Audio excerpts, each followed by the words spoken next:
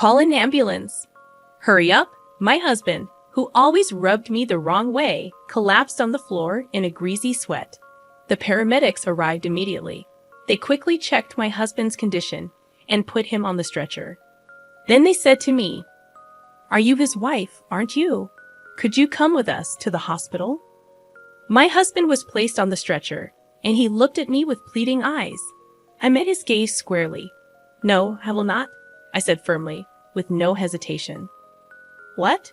My husband's voice came out as if he had lost his mind. "This man is a stranger, so I am not coming. Please take care of the rest." "Wait, Lydia, what?" "Wait." I then confronted my husband with something I had been carrying in my pocket for the past few days. The moment he saw it, his face turned even paler. "How dare you treat me like a slave all these years? This is my revenge. I will never forgive you. My name is Lydia. I'm a 36-year-old housewife, living in a rented apartment with my husband, Caleb. I was introduced to Caleb by a colleague at work when I was still employed full-time. Despite being more of an introvert, I occasionally attended parties, invited by my colleague who had many friends.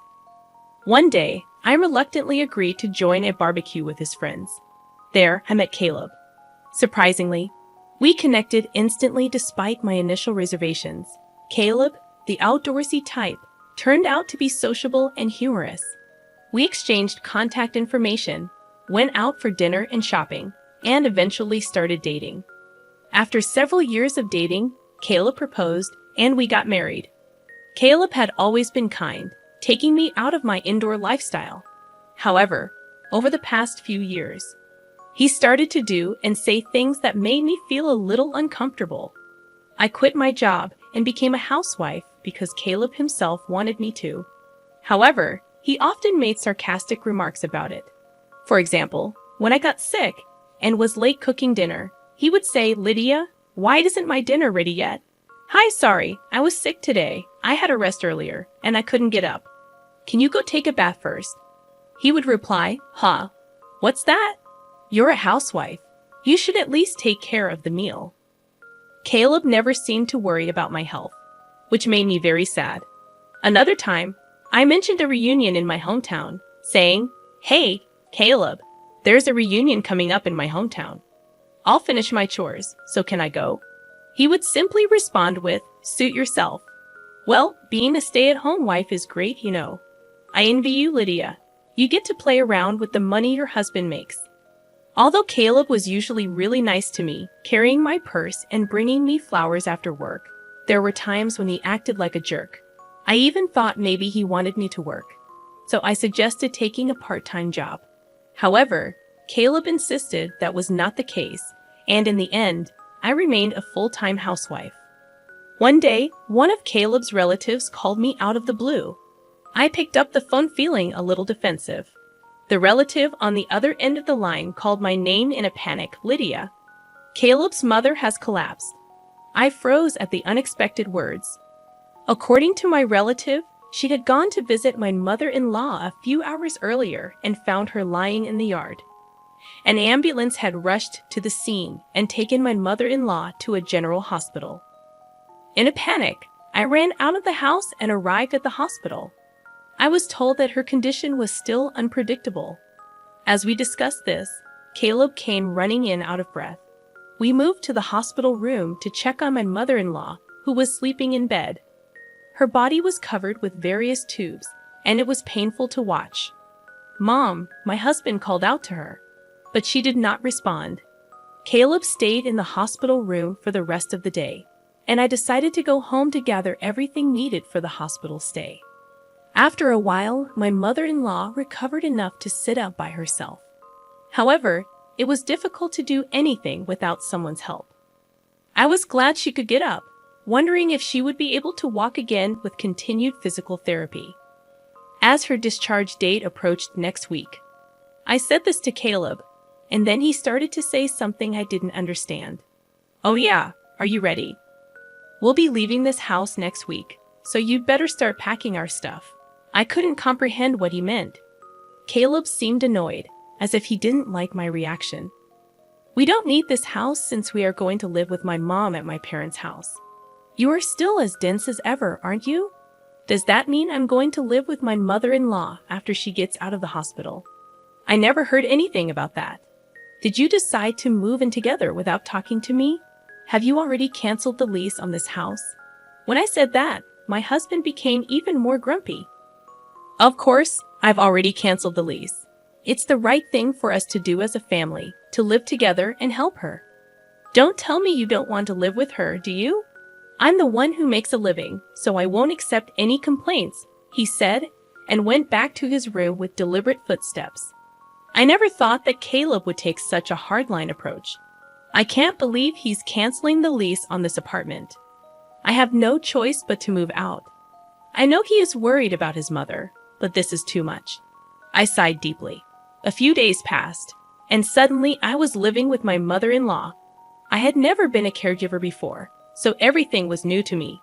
I had to spend most of my day feeding, bathing, and toileting for my mother-in-law. She didn't want me to take care of her, and she hardly communicated with me. Furthermore, when I tried to talk to her, she would hide in bed, saying she was in pain. When my mother-in-law was healthy, we didn't have a bad relationship. In fact, we sometimes exchanged delicious-looking snacks we found at the department store. Perhaps she was too frail to care for others. On the other hand, my husband Caleb, who had forced us to move in together, rarely came home. After work, he would go out for drinks and come home in the morning.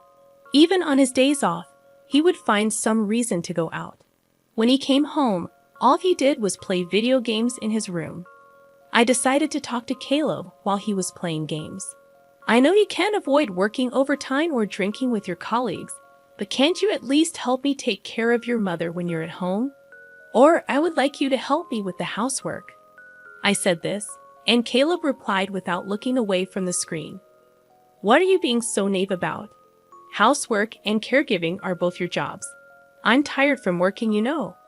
Oh, I'm almost out of coffee. Go make me some and clean this room, okay?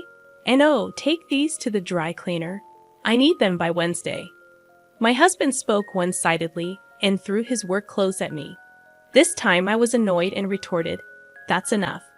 I've been doing housework and taking care of your mother every day for the past month without a break. Why can't you at least help me a little?" Caleb then slammed the game controller down on the desk, stood up with a mighty thud, and said, "How dare you talk to me like that? Who do you think you owe your livelihood to? If you have a problem with me, then get out. Come on, get yourself together and get out." Well, I feel sorry for my mom. She's going to be left alone without anyone to take care of her. That being said, I couldn't say a word. It's true. I only have a little money saved up, and I can't leave my mother-in-law, who can't do anything for herself. Holding back my emotions, I picked up his suit and left the room. After about 6 months of such a difficult life, my mother-in-law suddenly passed away. I woke up in the morning and went to check on her like I always do. But that day, she was no longer breathing.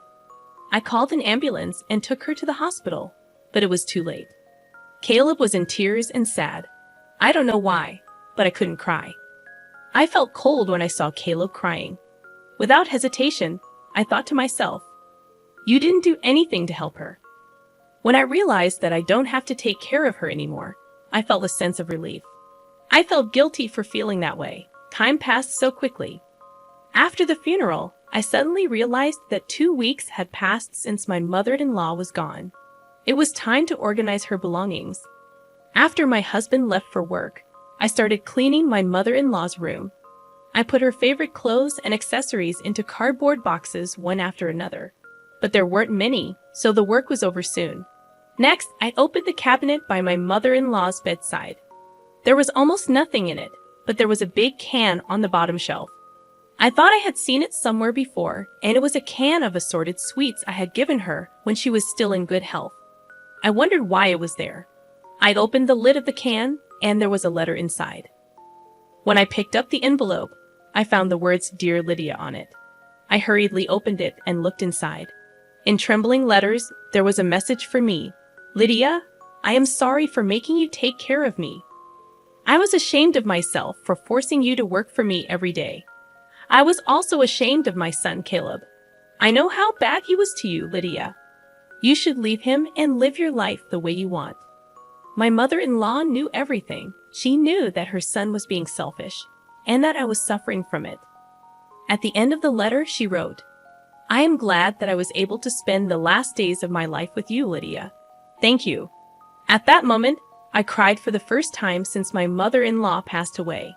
It was as if everything I had been holding back was flowing out of me. I cried and cried until my tears ran dry, and then I made up my mind. I would divorce my husband. 10 days have passed since I found the letter from my mother-in-law. My husband is still treating me like a slave. "Lydia, I'm missing one of my socks. Where is it?" "Oh, and take my car to the car wash today. You've got nothing to do, right?" He's going out with his colleagues for golfing today. I guess he's completely forgotten about it, but today is our wedding anniversary. Well, I don't even care about it anymore. What are you going to do while I'm golfing? You can't just sit around, you know. You have to prepare dinner, clean my room, clean the bathroom. You have a lot to do. His arrogance left me speechless. "Hey, can you hear me? Bring me my sock and a jacket. Hurry up, or I'll be late." At that moment, Caleb fell to the floor, clutching his stomach. He was in pain and sweating. He told me to call an ambulance, as if he was trying to squeeze out the worst. I froze at the sadness of the situation, and my husband yelled at me, "Hurry up, you're really useless. Can't you even call an ambulance?" Hearing these words, I became strangely calm. Then I called 911, and within minutes, an ambulance arrived with paramedics. The paramedics quickly assessed Caleb's condition and placed him on a stretcher. As they put him on the stretcher, they said to me, "You're his wife, aren't you? Would you come with us to the hospital?" Caleb looked at me with pleading eyes as he was placed on the stretcher. I looked him right in the eye and said, "No, I will not." I said that firmly, with no hesitation. Caleb's voice came out as if he had lost his mind. "This man is a stranger, so I am not coming. Please take care of the rest." Then I confronted Caleb with something I had been carrying in my pocket for the past few days. The divorce papers that I was forced to sign when we had a fight a while ago. My husband had always told me that if I disobeyed him, he would serve me with the divorce papers. Caleb tried to snatch the divorce papers from me, but he couldn't seem to move due to the pain, so he had to lean back on the stretcher without any efforts. "Excuse me, but please leave now," I said. As I said this, the paramedics finally took my husband away in the ambulance. He must have looked like a poor husband whose wife had given him a divorce. He should be embarrassed. I watched the ambulance leave and then left the house. It took a long time, but the divorce papers were accepted, and the divorce was officially finalized. While Caleb was in the hospital for a week, I was busy packing my belongings and sending them to my parents' house. Then one day, I ran into Caleb when I was at the grocery store. "Lydia, please don't do this to me. You love me, don't you? Please don't leave me. I admit I've made some mistakes. You listened to me no matter what I said, so I just got carried away," he pleaded. The overbearing attitude he had a few months ago was gone, and he looked completely pathetic. "What are you talking about? The divorce is already finalized. It's too late for you to act so fragile. Go ahead, live your life as you please." He didn't really think that I was going to divorce him, and he looked quite shocked. His hands were shaking, and his face was turning pale. "Well, that's that then, bye." It had been 6 months since Caleb and I had divorced. Caleb had once visited my parents' house, ringing the intercom and calling out my name so loudly that I had no choice but to see him.